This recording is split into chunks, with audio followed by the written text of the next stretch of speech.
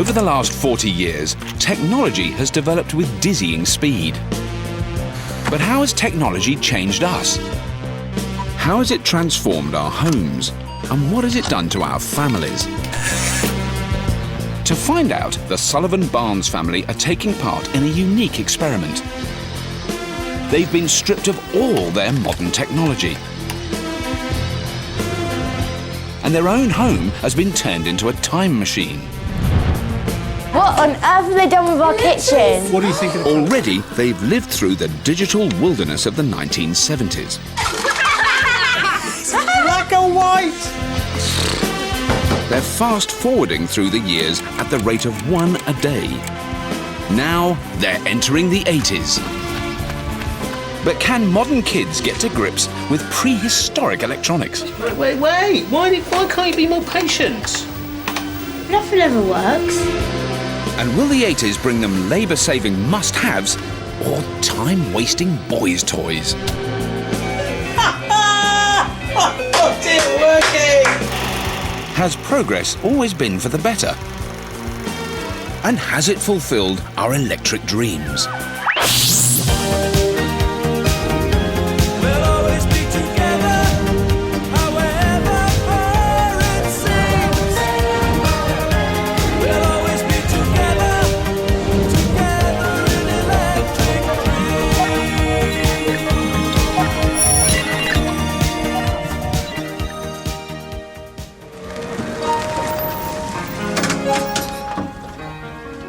For one household in Reading, it's still the 1970s. But not for much longer. And that's a relief for some of them. I have to say the technology's been pretty poor. For self-confessed gadget freak Adam, the 80s have got to be better than the decade he's just lived through. What a total waste of time. What on earth were they thinking? Though Mum George's faced challenges too, she feels the simpler life of the 70s had its upside. We've really spent quite a lot of time round the table as a family.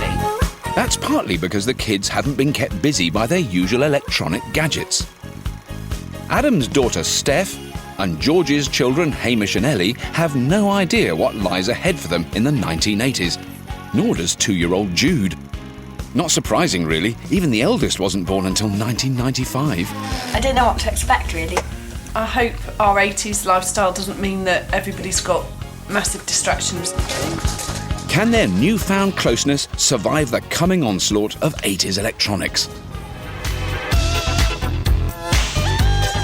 Elsewhere in Reading, the family's very own technical support team are assembling vintage 80s equipment. Gia Milinovic is a technology writer with a lifelong passion for computing. Well, this is when things get very exciting for me. Obviously, this is the first time that computers make it into the home, and there's loads to choose from. They may cause the family some problems, however, because they're not quite as easy to use as modern computers. Tom Wrigglesworth is in charge of all audio and communications devices. It's going to be a busy decade for him. In the 1980s, consumer electronics were getting smaller, more personal and more portable. It meant for the first time you could live in a world of your own. To put it all in context, Dr. Ben Highmore is a sociologist who specialises in the history of domestic technology. This technology gets sold to people as being convenient, labour-saving. How labour-saving was it?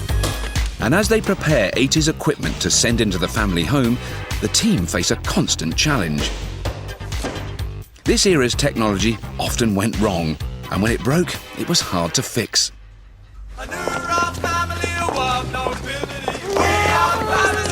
The family's been dressed up for the 80s. And they're about to find out how their house has been similarly transformed. For many people in this decade, home became increasingly important as more time and money was spent there. Oh, wow. Wow! Digital age has arrived. Whoa! Hey, look at And as the new Conservative government exhorted Britons to buy their houses, Laura Ashley was telling us how to decorate them. Very tasteless, really. It's just, you know, the whole flowery stuff just drives me bonkers. Though they're marching into the digital future, their decor's heading in the other direction. This cod historical style was nostalgic for less high-tech times. Looks a lot like a granny home or a great aunt or something. Yeah, I have to agree with you on that one. And look at that. Is that an answer machine? In 1980, Britain's phone system was still run by the post office, and many people had only ever seen an answering machine on the Rockford Files. Hello, family. Welcome to your new house. Hope you like the decor. Hope you like floral and drapes. And good luck with all the new technology that we've supplied you with, including the answer phone, which you've clearly found and mastered. See you soon. Bye. And a really nice stereo, look at that. It's got all sorts. Complete leap of technology, isn't it? I mean, this is proper separates hi-fi. This is more like it. 80s appliances were less likely than their predecessors to be hidden away behind the doors of cabinets. The latest technology was a status symbol to be proudly displayed. Look how much thinner it is now. It was a massive thing, wasn't it? I hope we have more channels than we did last time. I don't think you get another channel until 1982, Steph. It's nice to have extra space spread out a little bit more. For a decade, when building house extensions became common, the family have more space. In the 70s, this was the living room. But now a lounge has been created next door. It's a set-aside dining area. It's a little bit of a status thing, isn't it? You're going to impress people in here. But the kitchen's no bigger, and still a long way from high-tech chic. There has been some progress with the white goods. Yeah, we have a freezer inside the house. Oh, wow, no, ceramic hob, Adam. Ooh. They're really difficult to clean. Go, go, go. Upstairs too, it's all change. Oh my God, look at that. How completely cheesy is that? Oh, we've got an upstairs phone, darling. We can make private phone calls now. We've come from a decade where there's been nothing private about the phone. It's right in the middle of the house. Do you like the style of the phone? Yeah, I like it. It's very girly. The only bit of masculinity I can see in the house is that hi-fi. That feels really rugged and manly. Oh my goodness! Ellie and Steph's room isn't exactly macho either. I love it. During the 80s, kids started to spend more time in their bedrooms. They freak me out. Ugh, they're horrible. There was now more to keep them entertained upstairs. Hey, look, we've got a tape player. Yay, we didn't have any technology in our old room in the 70s. Hamish's room is littered with electronic toys. During the early 80s recession, much of Britain couldn't afford technology like this. But families with disposable income were increasingly spending it on their children. I think 1980s girls should go and be playing in their room with their little scary dolls and ponies. Oh, what are you doing with it? What's that? Nothing. It is not your personal property. The other male of the family is also marking his territory. I'm absolutely convinced that the man of the house would have gone out and bought himself a decent hi-fi. The children of the house would not have been allowed near this kind of hi-fi kit because it would have been so expensive. Adam, I would be. You might be. No, I would be. No, you would be. I'm going to leave you to it, okay? Bye. You let me know when it's not working. Bye. Oh, please, God, may we be able to make it work. It's not working, girls. No, it's just a button we need to press. That needs to be on. Come on, you stupid thing. Everything's on. Ah.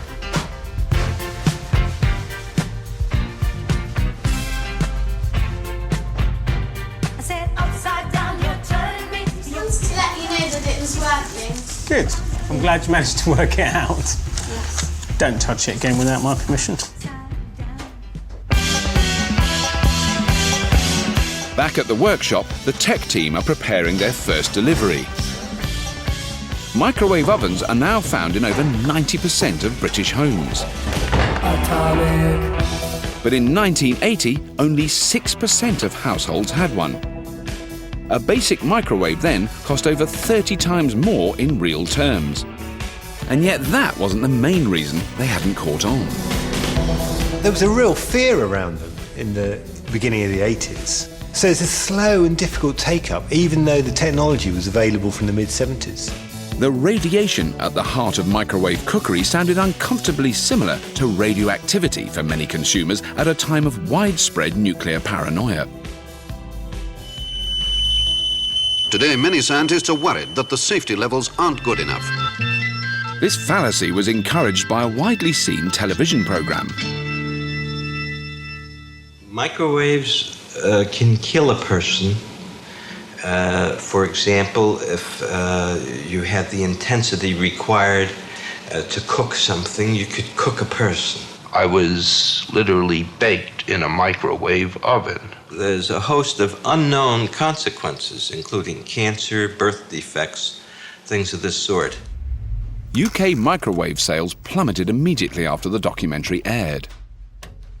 Potential purchasers were particularly anxious that radiation would somehow escape through the oven's walls or door. I suggest we give them this, a microwave leakage detector.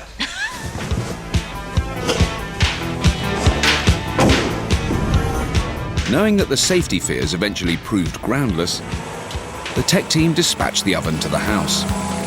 God, it's heavy. The family's challenge is to use their delivery as a household would have done in 1980.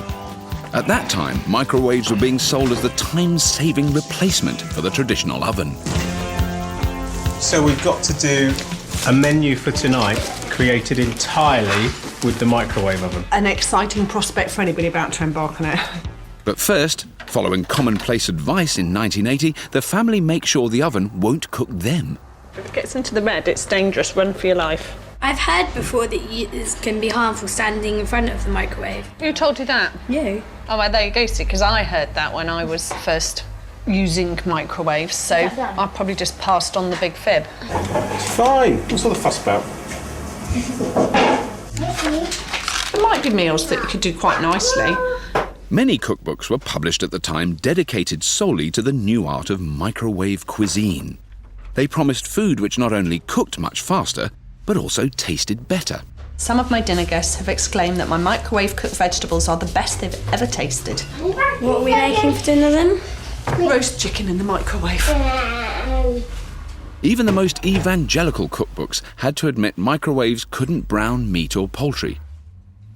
They suggested slavering your roast in ketchup, gravy mix, or paprika. It's to give it a bit of colour, to try and persuade yourself that it looks a bit more something akin to the colour bird that you're used to eating from an oven. Roast. So I guess that's the fella. Of course, only one dish at a time can fit into the microwave. So none of the trimmings George is preparing can begin cooking till the chicken's completed its 40-minute spin. Hello, chicken. It looks like fake tan that's had a bit of time sweating on the dance floor. Microwaves were even recommended for baking, so making pudding should be a piece of cake. Wow, that is funky. Look, wow. It's good being able to see it, isn't it? Yeah. Careful. Only when every single dish has had its moment in the oven can the family finally have their dinner. Is that nice, Jude? Oh, delicious. Of course you are. I looked at my watch at 6:20 and thought, 40 minutes, brilliant, we'll be eating at 7. 8:52 on my digital watch. Nearly 9 o'clock. Let's be honest, throwing a chicken in the oven with a few roast potatoes is at least as easy and probably less bother. I'm surprised that this actually tastes, if you're not eating the skin, absolutely fine. Not as nice as the oven, but it's not horrible. It's better than I thought it would be. Yeah. Though the cake looks the business, the proof of a pudding traditionally lies elsewhere. Almost like it's a stale cake. Hint of radiation. Kind of rock solid. It's almost like it's not cooked evenly all the way through, is it? It's classic microwave cooking, really, isn't it? Where it tends to heat one part of the dish more than another. The family won't be chucking out their regular oven just yet. Right in the middle. The kids end their first day in the 80s by settling down in front of the new TV. There's one novelty waiting for them. Oh, it's massive. It's huge. It's heavy. It's quite heavy. It's quite heavy for a bit like a mobile phone. You go, hello. I have only one thing to say. You turn if you want to.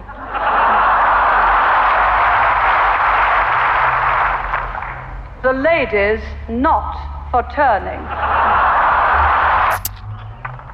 This is another wrong type. The links are far too fine. The hair gets through. Since only 2% of households had video recorders in 1980, this was as much control over the TV as most people had. Master will explain. With a new day comes a new year. And a new delivery from the tech team. An increasing amount of technology in the 80s was designed to entertain us. So this is Jude's one. Thank you. No matter how young. Oh! It says spell. Can you find out the yellow one? Speak and Spell cost £120 in today's money, but sold well because parents could be persuaded it was educational. For the older kids, the primitive ancestors of the world's best-selling handheld electronic games. Well, that's Nintendo. I didn't think they'd be around in the 1980s. I don't get what you're supposed to do. It's not very good compared to the games in 2009, but since we don't have that, then it's good enough. Hamish quickly figures out the benefits of having pocket-sized tech. It's mine, and it belongs to me, so nobody else has the right to play it. Dad's new toy would have cost nearly £300 in today's money. Ah, wow. The Sony Walkman, look. Look how big that is, guys. For the same amount in 2009, he could buy 2 MP3 players with room for 60,000 songs. Solid state. Oh, lovely, though. a new Polaroid.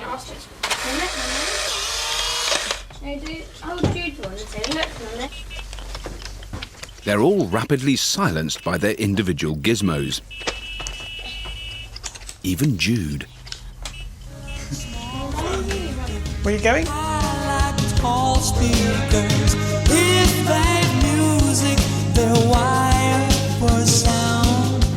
Walking about with a head full of music, cassette in my pocket, and I'm gonna use it. Stereo out in the streets. Sony launched the world's first personal stereo in the dying months of the 70s.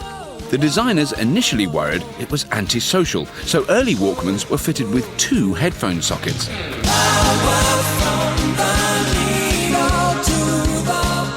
As it turned out, we all loved being cut off from the world around us.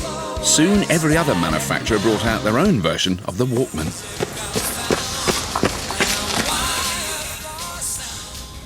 So much better than having nothing. Having something like this to take my mind away from the boredom of it is a must. I find it difficult. I don't think I'd do as much exercise without some entertainment. It's not one of those things that you need to have, but it sure is nice to have. In the decade where Margaret Thatcher would claim there was no such thing as society, the family are already enjoying technology they don't have to share. In the 70s, you'd play together rather than playing on your own or something. But now, because they brought in this kind of thing and tape players, you can go off on your own. It's good to have your own kind of bubble and you can do what you want really, instead of all being together at the same time, which is kind of gets a bit annoying.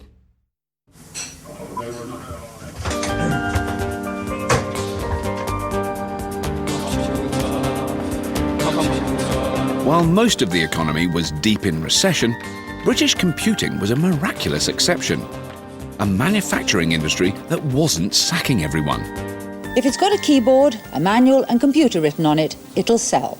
That's the word around the exploding market for personal or home computers that simply plug into a television set. We're the world's largest producer of computers. We make more than the whole nation of Japan put together. Technological innovation had met 80s entrepreneurialism. The perfect mix for a leader who was a science graduate as well as a free market evangelist. Prime Minister, this is a small home computer. The Sullivan-Barnes family are going to experience microcomputer mania. So the tech team needs to check up on the choice available in 1982. Gia's come to meet Simon Webb from the National Museum of Computing. We've got about 3,000 items in the collection. From this vast array, they select a few models of the right vintage.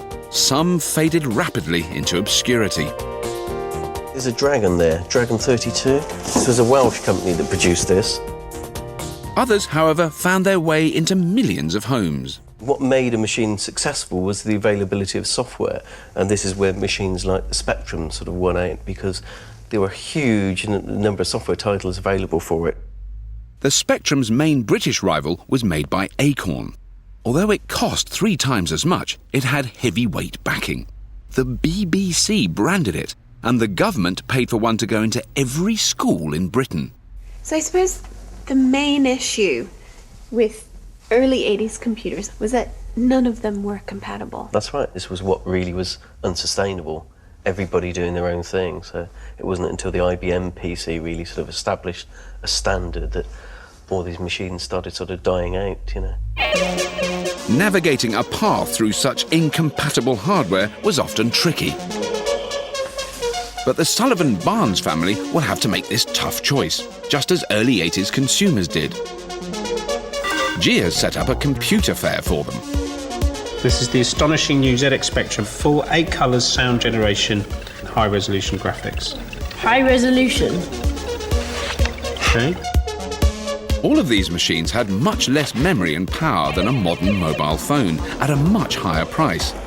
Even the cheapest Spectrum cost over £300 in today's money, while the model the BBC kept plugging would have set you back a whopping £900 for 32k. Gia's invited some guests to help the family decide. Simon Munnery is now a professional comedian, but in the 80s published software for the ZX Spectrum. It still works. How do you stop it? Patrick Bossert preferred the BBC Micro. He wrote a book about programming when he was a teenager, as a follow-up to his bestseller, You Can Do the Cube. You're a whiz kid in this area. Now, what's happening here? Well, you're controlling a car. It's a racetrack. Then you've crashed. I think you should buy the BBC computer because you'll have a lot of fun out of it. It's got tremendous games, but when you get bored of playing the games, there's so much more you can do beyond it. Things like word processor and good software just for doing letters and business stuff. I recommend this Sinclair ZX Spectrum, partly because it's cheap and so many people have it, and there are so many people out there writing games for it. The Spectrum's very good fun for games. It's effectively a toy. The BBC computer, it's got the stench of school about it. But most of the games will be fun with counting or isn't geography nice, that sort of thing. So much better to stick with Sinclair, have fun, and let education worry about itself. Simon's Spectrum is definitely sounding cooler, but Patrick wins back the family's attention by demonstrating some of his old programming skills. And when you tell it to run that... Wow. What he's written is basic in both senses of the word. But it's enough to intrigue the kids. It's simple stuff, but it's worth a go. All right, guys, I brought you here to choose one computer. Which one do you want to choose? BBC. Which one do you want to choose? BBC. Which one? BBC. It's your decision. I was going to say the BBC, actually. I'm really surprised because in the 80s, kids really just wanted the Spectrum. And it was kind of seen as being a bit, you know, swatty to have the BBC Micro. But look at Hamish, he's not even paying attention to this. He's just programming. It's got games and word processing as well, and you can print things off or something. So and Hamish quite likes what is it?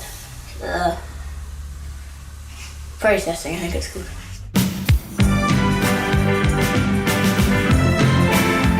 But a home computer is not what everyone in the house wants.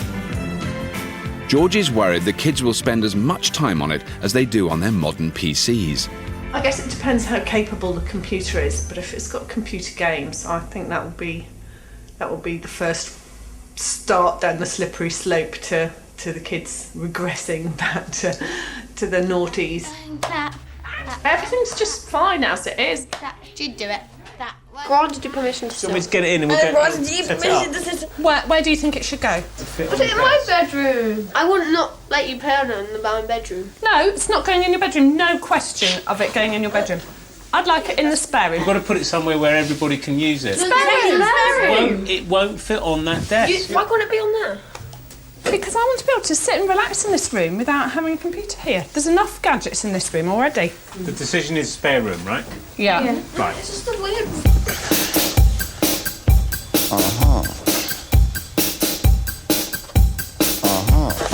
That's the data loading device. I want to load a software, which is cool. And an instruction manual. Haven't got a monitor, have we? Definitely need a monitor. Call the tech team. Hi, it's Hamish. We need a monitor for the computer. The tech team have to break the news that the average family in 1982 plugged the computer into the TV. Okay then. Okay, thanks. Bye. A dedicated monitor then costs more than most computers.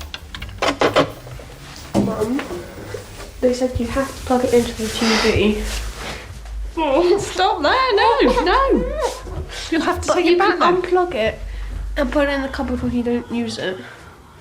No. But that's not an option. I'd rather you put the TV upstairs. In my room? No, absolutely no. I think we should have a computer, but we'll. I think it's relatively easy to unplug and plug. It is. It's literally like pull out the cord. It's not like there's anything to watch on the television anyway, is there? Okay, well, I think my vote's quite clear, so I'll let you vote. Do we have the computer down here, or do we take the TV upstairs to the computer and don't have a TV down here? Well, those are the choices. Downstairs. The sitting room's quickly taken over by the boy's new toy. Right, should we do the typical boy thing and just plug it in, or should we read the guide? I'm not particularly interested to watch the computer being installed. It has to be in the sitting room. I'm not very pleased about it, but, I'm resigned to it. That's how it's going to be. We won't be playing it. Because Hamish and Dad will be dominating it. And Dad will say, the man of the house would normally have the computer. Back! Oh, hi, babe. How was school? Good. Hamish can't wait to show the computer off to his school friend Dan. Put that there. Since it's not allowed to stay out overnight, that means setting up the hardware all over again.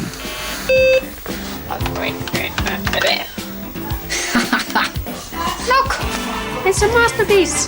The common belief in the early 80s was that to use computers, everyone would need to learn programming. What? Instead, by the time these teenagers were born, many tasks require little more than a click of a mouse. This one's Oh, no, I need to form that. Wait. Yes. Yet surprisingly, Hamish is more excited by the prehistoric micro than any of the technology he encountered in the 70s. Comma 1, and then press return. Oh, yeah. Like her mum, Ellie can't see the point. 0, 0. I have no idea what they're doing. Anyway, sound, good, comma 1. Electronics weren't just found in the home in the early 80s. They were saturating every aspect of popular culture. Good evening, Ellie. Good evening, Steph. So 1983's delivery from the tech team is the technology which soundtracked the era, the synthesizer. It means nothing to me, this.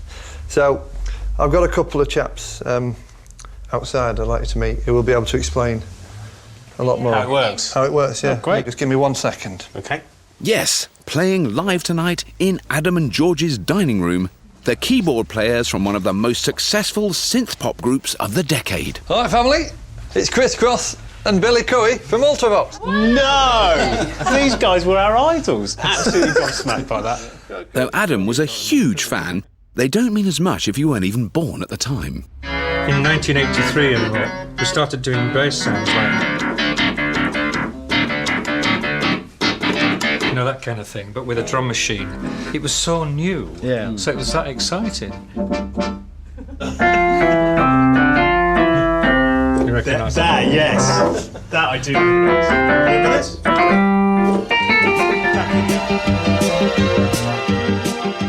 Ultravox broke new ground, not only with their synthesized sound, but also with their visuals.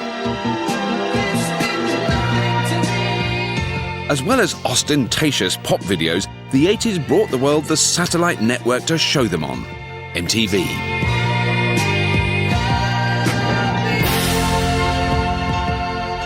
We made our own videos, and it was really new. Our music was quite filmy visual to start with, but that was a real big shift in our records were sort of promoted. And these guys made some great videos. So you kids have got a challenge for this decade. You've got to make your own pop video. With what? With what? Exactly. We haven't got a Not camera. Yet. Not yet. Not yet, you haven't. It's only 1983. By the end of the decade, you will have enough. I'll give you enough things to make your own pop video. The good thing in the 80s was everyone used to mime. It was so surreal having two absolute 80s music icons in our house. That sounds like Indian. Ellie gradually started to catch on what a big deal it was. Because we were so awestruck. Don't think Hamish and Steph gave a Yeah, they didn't give a monkeys, did they? So we just had half a pop band in our house. Isn't that pretty cool? It's cool, but I have no clue who on earth they were. It's like in 40 years and we have kids and we're just like, oh, these are the people from Scouting for Girls, you know? And they'll just be like, yeah, whatever.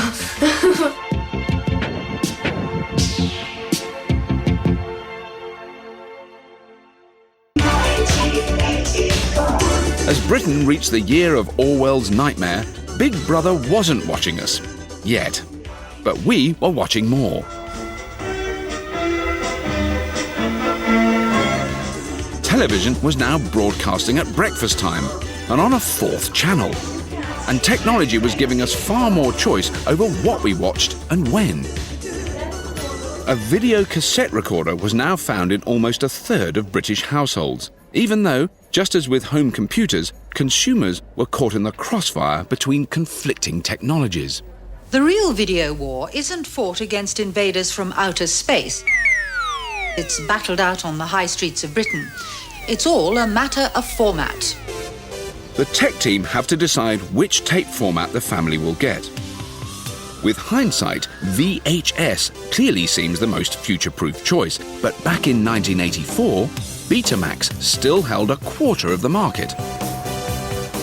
Hello, I'm Gia. Hi, Andy. Andy Hain has pieced together an entire history of the video recorder, and he keeps it in his garden shed.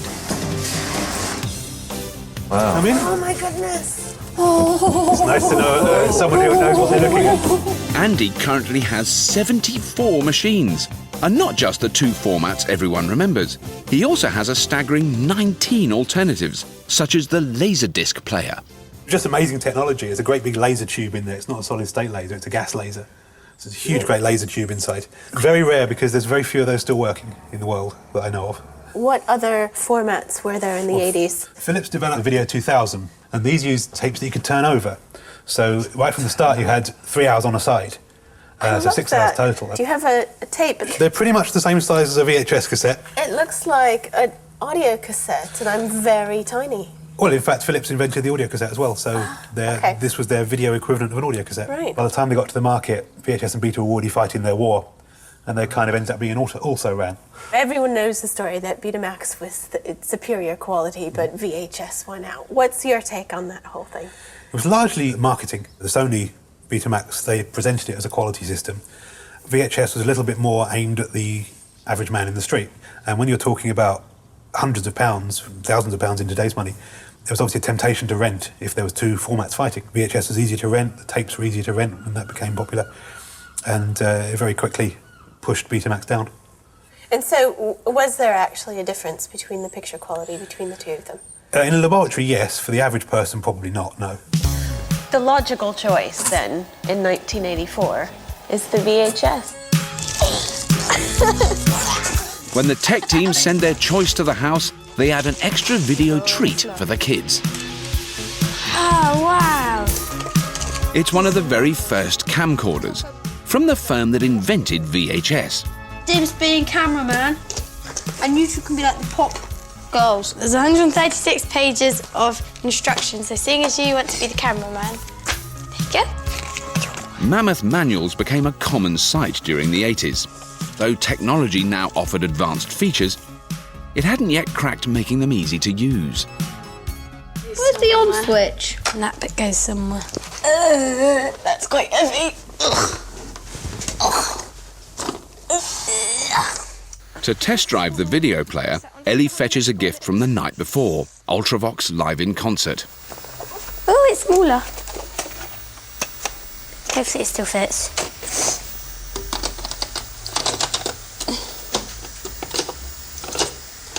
Sideways a bit. Other way a bit. It's too small, Hamish. You know why it's too small, Ellie? Because that is a VHS and you're trying to put a Betamax in it. You know Blu-ray and normal DVDs? Yes. You're not trying to put a Blu-ray into a normal DVD player, it's not going to work. Hi! The task of finding a tape the machine will actually play quickly gets passed on. Let's go and get a video. Any preference? For VHS. Something good. Tricky third gear. Adam and his 80s Escort may have quite a journey ahead of them.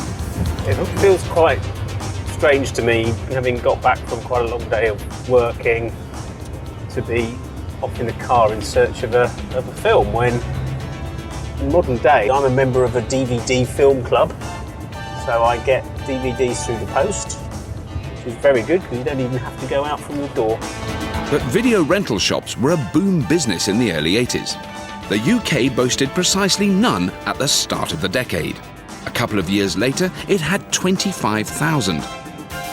As a result, many cinemas closed.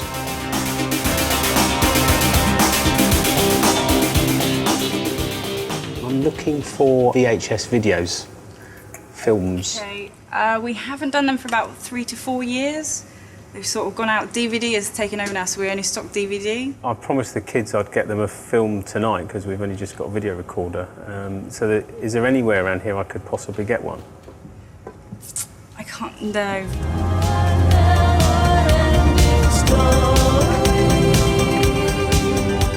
There's one other video shop we can go to. Might as well give that a go before we give up all hope.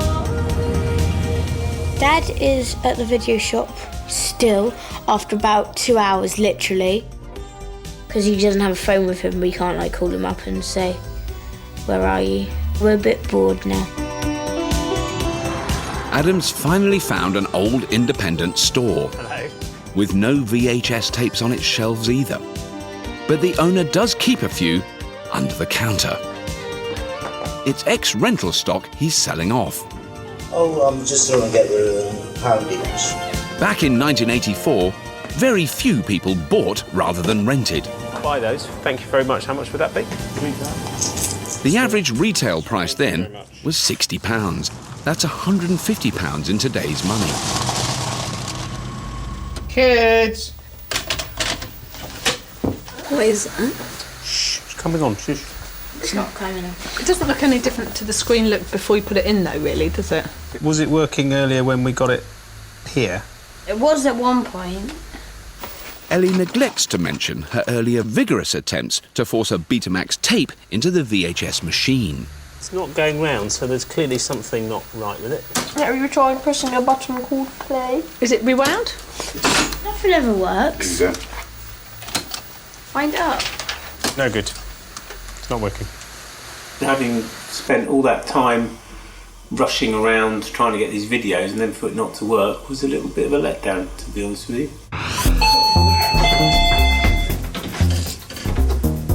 The next day, the tech team collect the broken machine for repair. Here you go. So what's the problem? Well, it doesn't work. The early VHS machines weren't incredibly reliable, and One of the suggestions was that you get it serviced every 6 months. Really? Really? Every 6 months? Every 6 months. In fact, 25% of VHS machines needed to be repaired in their first year of life. For other formats, the rate was even higher. Stick the cable on the top. Oh, that is heavy. It is heavy. But CPR for the VCR isn't the only reason Gia's come to call. Okay, Adam, I've got you a surprise. I've got you a new set of wheels. Really? Now that is good news. It is. Okay, Adam, here's what we've got you.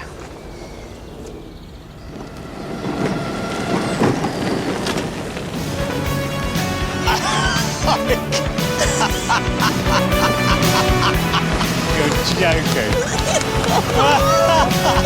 That is unbelievable. I didn't think there would be that many that actually worked still. 1985 saw the launch of the C5, the most famous technological flop of the decade. Oh, man. I'm gobsmacked. Creating an electric vehicle had been the dream of Clive Sinclair long before he made his fortune with computers and calculators. We've got chaos on our roads. I don't believe that the forms of transport we have today can long survive. Sinclair's plan was to use the profits from the C5 to fund production of a full-sized electric car. But less than 17,000 were ever sold. These enthusiasts would like to persuade Adam their motors are more than just a retro joke. So what's his top speed? Around 15 miles an hour. You can get a little bit more if you're really pedal crazy, but 15's about the going rate. Why do you think it didn't succeed in 1985? If it had been released now, where cities have got more cycle paths and areas where you could actually use these sort of things, it might have been a different story to the one that turned out, you know. Idea ahead of its time. So this is the 1985 vision of the future. Everyone has a C5, and I'm going to send you out shopping in one of these to get the experience of the future. Fabulous.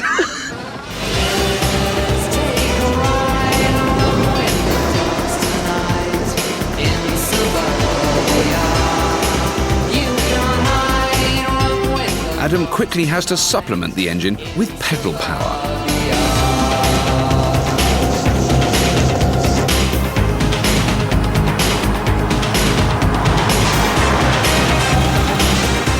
"25 years later, climate change has put electric vehicles firmly back on the agenda.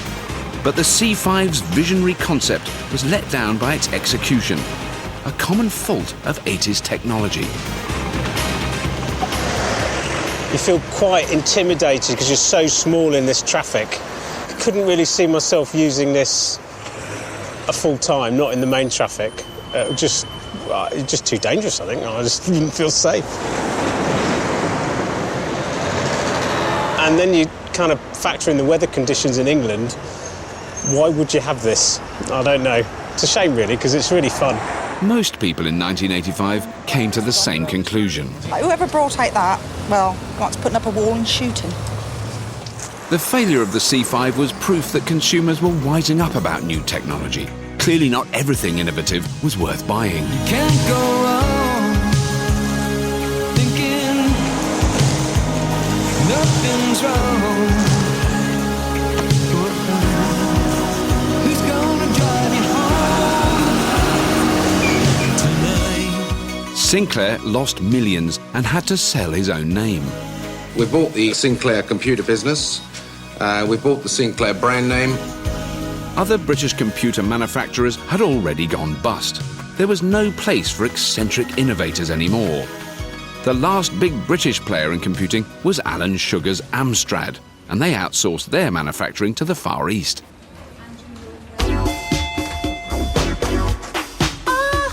That night, the family are sent an 80s invention which conquered the world. At least until MP3s came along. We have a letter. It says, "Dear Sullivan Barnes family, here's your compact disc player. The arrival of the CDs saw people getting rid of their records, so please remove yours and the turntable into the garage. Regards, the technical support team." A bit sad to get rid of this, though. Dad, we're not going to use it. We have a CD player.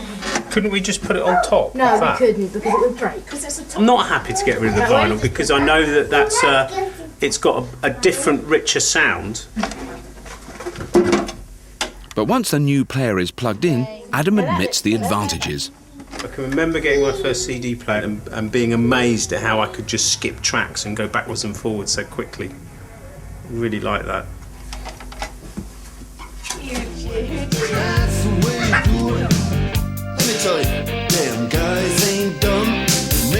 Dire Straits' 1985 album Brothers in Arms was the world's first million-selling compact disc. But it wasn't just the ability to hear protracted guitar riffs with crystal clear clarity that helped CDs take off. Lessons had been learned from the computer and video format wars. European and Japanese manufacturers have agreed on a single compatible system, so one maker's discs will play on another's machine. Nice and sticky. Though with hindsight, not all the claims made for the new technology ring true. Make sure it's nicely spread around there. Bit of coffee. Anyone who's heard a CD jump due to a single fingerprint won't want to try this at home. A quick wipe down. Let's see how it sounds. Blue eyes.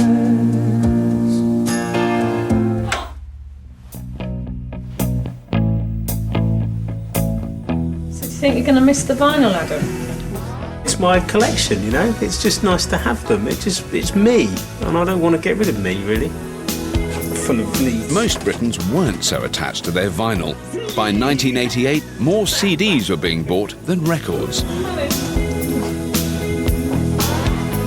Adam's collection is laid to rest in the garage, which is fast becoming a graveyard for discarded technology.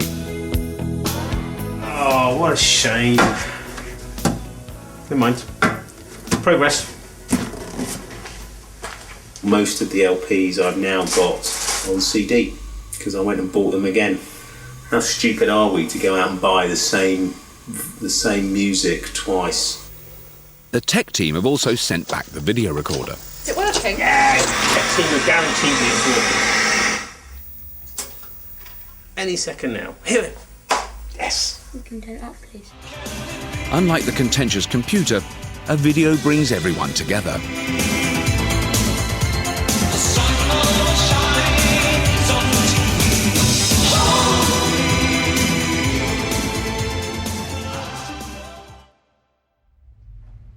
You need to find the instructions, sweetheart. They're over there. Somewhere.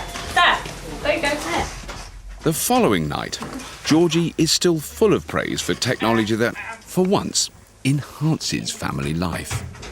Having the video recorder for us as a family is going to be a really good thing because we won't be scheduling the meals around the TV viewing times because there's a particular programme everybody wants to watch. We can video when it's on and watch it later because actually, you know, this is time for us to sit down for a meal together as a family.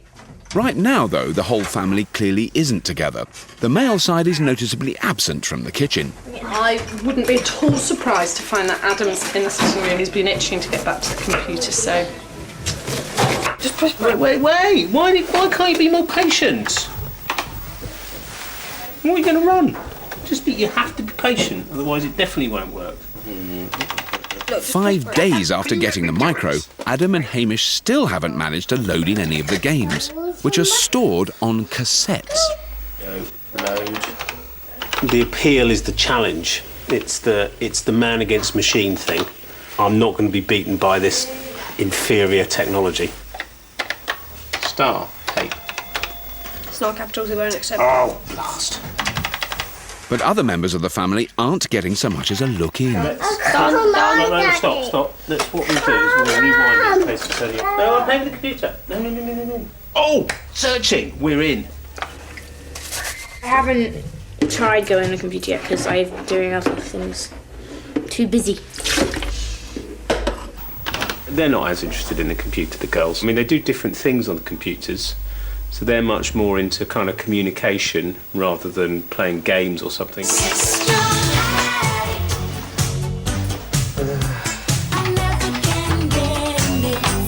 Several hours later, Adam finally gets a game to load. Yes! I was finding it quite frustrating that it wasn't working. You know, I think we've forgotten how basic everything really was, how, you know, and how awkward things were. Turn it off now. No. I thought the deal was that you weren't going to have this out if I wanted to be in the sitting room, or if anyone wanted to watch Teddy or anything, that we put it away in the cupboard. It's taken 5 years to do this. I'd also forgotten how rubbish the games are. Some of the games really are so basic that they don't even have the retro appeal. Let's try that again. Oh, should we not try again? One more. We'll try one more. Oh, blimey.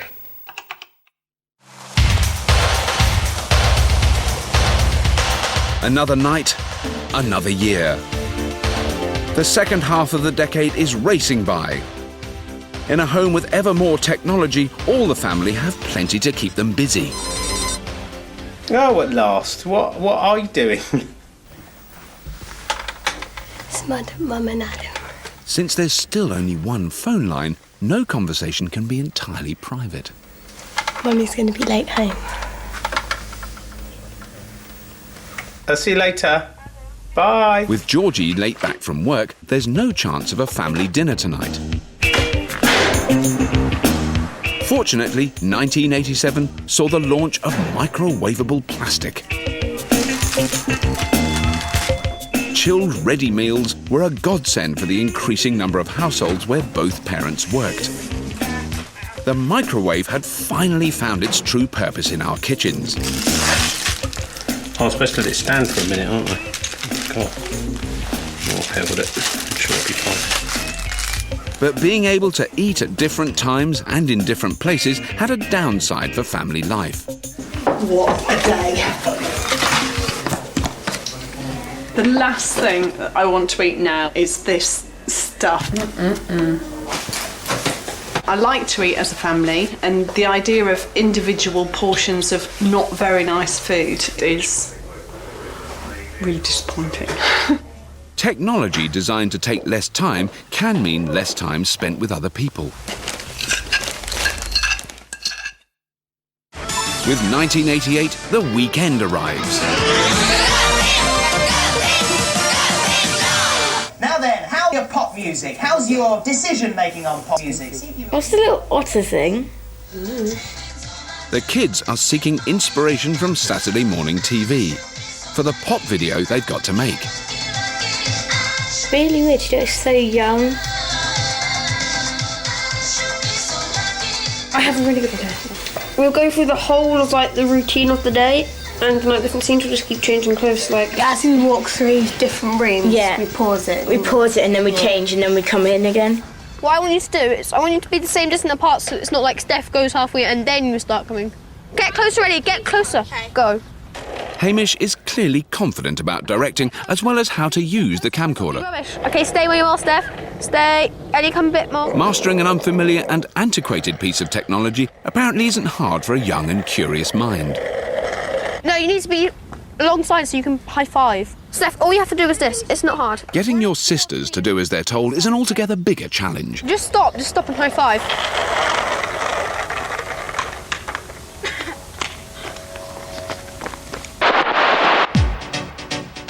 1989. As the last day of the decade begins, the family are preparing to host a dinner party. Let me have pen and paper to write down the recipe. Oh, quick, hold that. I really want this recipe. George's surfing teletext, the closest 80s homes came to the World Wide Web. As well as CFAX cuisine, the dinner guests will also be treated to the kids' pop video. That's provided the family work out how to connect the camcorder to the TV. That does not exist, that cover. They'd come to realise that moments like these were an inevitable byproduct of this decade's designs. The most annoying thing and the most frustrating thing about the 80s technology has been that nothing works, and it's really annoying. There's the bit there that moves. We do take things for granted in 2009 because you just kind of plug it in and turn it on and then it works, rather than having to program it or do or fiddle with all the switches or anything like that.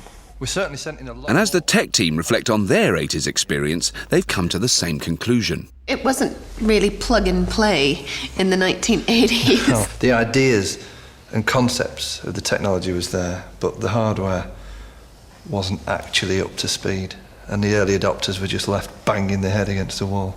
It's not this cable, is it? No, let me look at the photo.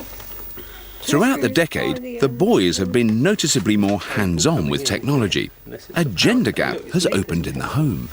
So it's near the cable at the bottom. The technology itself becomes time-consuming, just the attention and care that you need to put into it to make it work. Perhaps Georgie isn't interested in technology in the 80s because she's kind of waiting for it to do something that she actually wants it to do. Yes, I mean, one of the things in the 80s that they talked about was a big gender divide around technology. Technology really was just about the hardware, and it wasn't about socialising, which it is about today. And women are much more interested in the social side of technology, connecting with other people.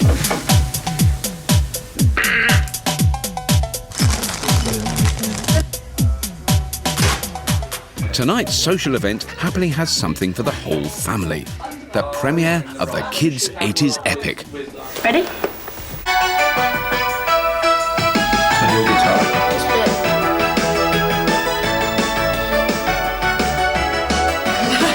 The 80s childhood is quite good, actually, to be honest. It wasn't bad, and it wasn't as boring as the 70s. What's your outfit? Are you worried about mosquitoes? That's very cool. The 80s has been a lot more similar to the 2000s, but we still have a long way to go.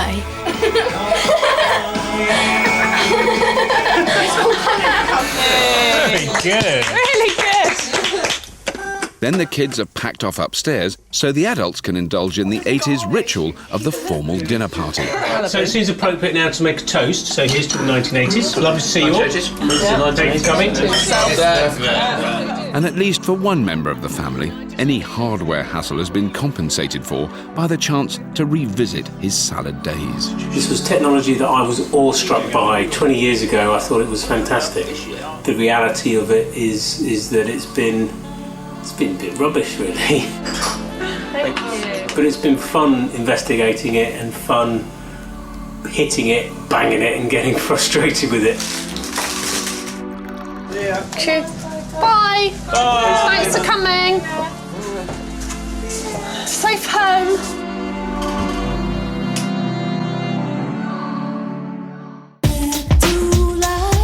Next time, the family experiences the communications revolution of the 90s. It works! But as the pace of change goes into overdrive... Oh, blimey, not another one. What price family life? This is what I've been dreading. Lots of different entertainment media choices around the house and everybody being off doing their own thing. Shoot! Oh! And you can continue your journey through the decades online with the BBC and the Open University. Visit bbc.co.uk/electric dreams.